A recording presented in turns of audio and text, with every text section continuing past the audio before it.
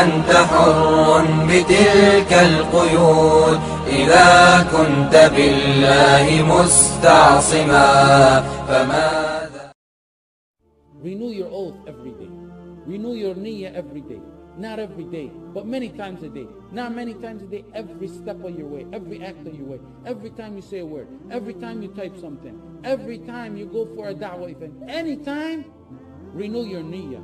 That's how you get your strength for sabr when calamity hits you later on. If hard times pass you in this life and people turn away, do you think anyone's going to help you before Allah? If trials over يَوْمَ يَفِرُّ الْمَرْءُ مِنْ أَخِيهِ وَأُمِّهِ وَأَبِيهِ وَصَاحِبَتِهِ وَبَنِيهِ. If they don't help you in this life, you think they're going to help you in the life after? If trials overwhelm you, you're not going to find no one there but Allah. And truly Allah is sufficient. That's all you really need. The question is, how to get Allah on your side. You're going to get hurdles and bumps in your da'wah. The trials and tribulation are like hurdles and bumps, one after the another, in your da'wah path. You're not going to find no one but Allah when you get on these hurdles. So if you want Him to be there for you, make sure that every step of the way before you got to those hurdles, you were doing that which pleases Allah and not what pleases the masses. And not what pleases your friends or what pleases people. Does this please Allah? Does this make Allah happy? Is this in accordance with the teaching of Islam? We all had situations where we had friends who betrayed us. If I was to let you talk, we'd be here all day, and everyone has a story of his own. I don't like to make my personal life a center stage or talk about it in lectures or even in social media. But sometimes there's essential lessons and that come out of these stories, and also sometimes there's awareness that comes out of them to other Muslims.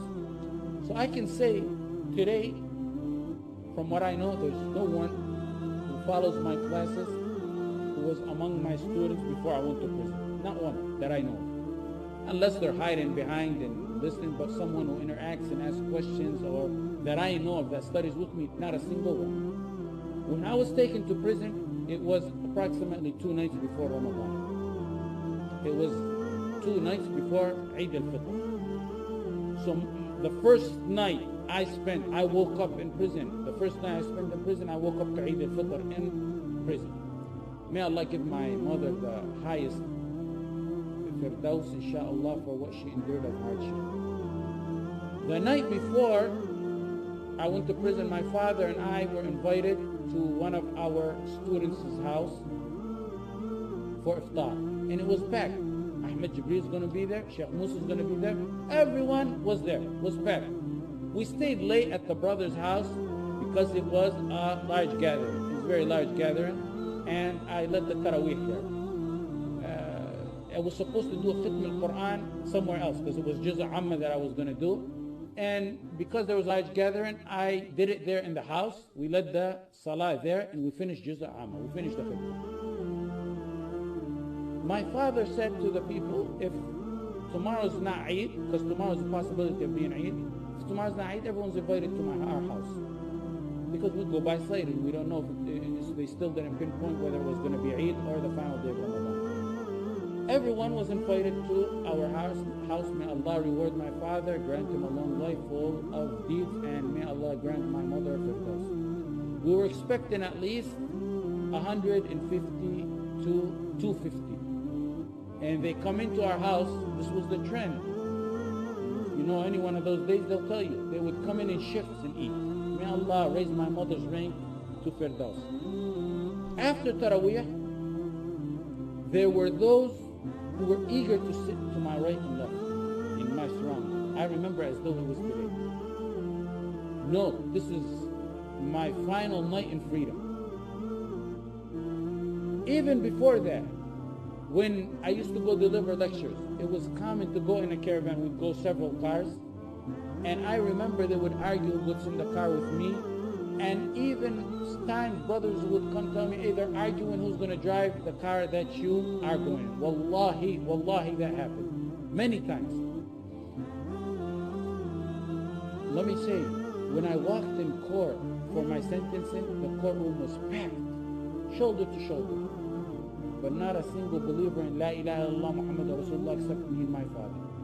All FBI prosecutors, all government agents, counterterrorism officers, agents from the lawyer said, these people truly hate you. I've never seen them do this to anyone before, because when there's an audience in there, that puts an impact on the judge, because they don't know how they judge, so that usually puts an impact on the judge to give you a higher sentence. The lawyer said, I've never seen them attend a sentencing like this before ever. They really hate you. But where's the followers they claim you have? Where's all the followers they claim that you have? Our house back in the days, and I say wallahi just out of lesson, nothing else, was open for students 24/7. The upper level of our house. In fact, I was looking at our old coffee machine back in the days. It was the old commercial ones, because those little ones didn't befit our house, because it was always guests. We had the big ones. I was looking at it the other day. Wallahi, it has AJ's Ilm Cafe on it. That's what they used to call our house. People in and out constantly, learning, teaching, da'wah. And may Allah raise my mother's ranks. She stood alone and this matter, providing and giving and looking out and cooking and bringing the food and the coffee and all that. After lectures or halaqat, I remember there were days where they would follow me back to the house to the point that I can, as if I'm seeing it today, brothers would be sitting by the doorway of the bathroom. Be packed to the point people are sitting at the doorway of the bathroom. The judge handling my case is about 5 foot. He's known to be very short. The lesson learned is, if not a single person stood in support before a 5-foot judge, do you think anyone will stand by your side when you're in the court of all courts, before Allam al-Ghuyub, the one whose his kursi is bigger than the heaven and the earth? If they couldn't stand before a judge who is 5 foot tall, every step of the way, renew your oath. That's the lesson. Every step of the way, ask yourself, is this pleasing Allah? And if at times there's masses, when hardship strikes, they'll disperse, and then you only have Allah. So ask yourself before that, are you pleasing Allah? If you protected Allah back in the days, He's going to protect you. That's one of the best means of preserving patience in hardship. Ya Allah, I'm doing this for your sake. Always. That's the importance. Remember, I tweeted upon my release, at the end, we will remember not the words in torture of our enemies, I said, but the silence and betrayal of our friends.